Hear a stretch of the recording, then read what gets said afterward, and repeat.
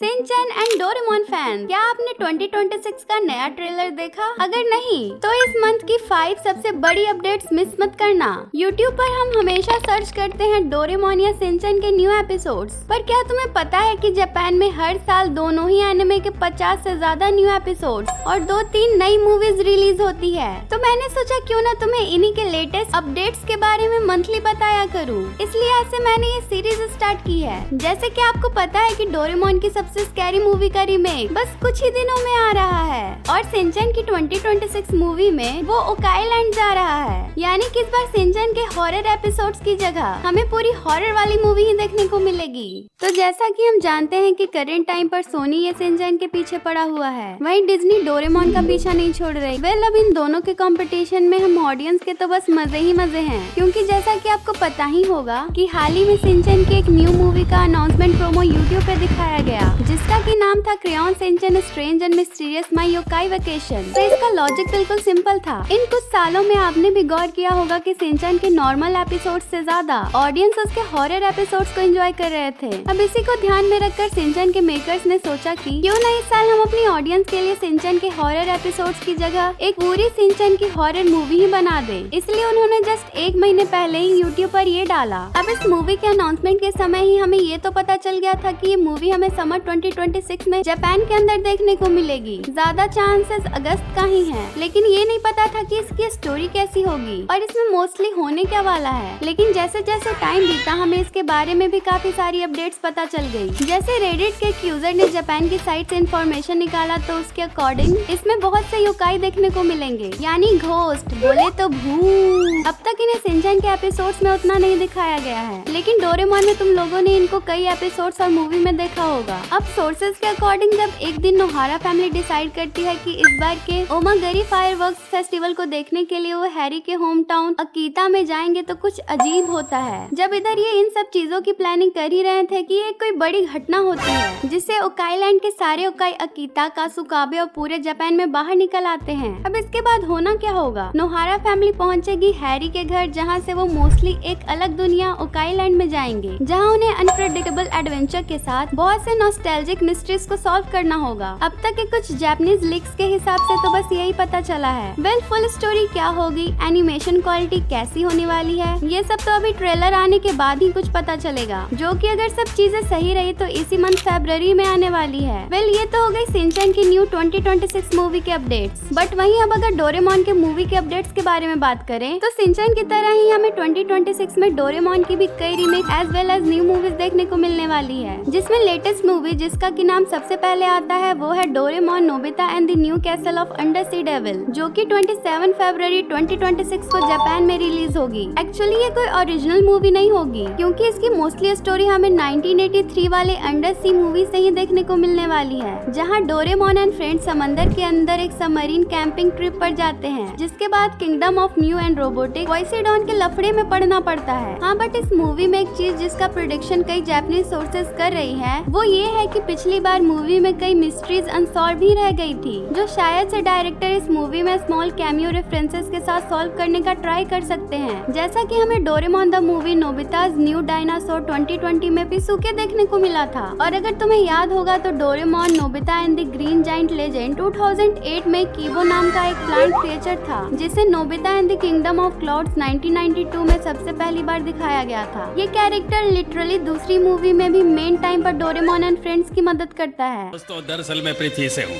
जब मैं बहुत छोटा था तब इन बच्चों ने मेरी जान बचाई थी।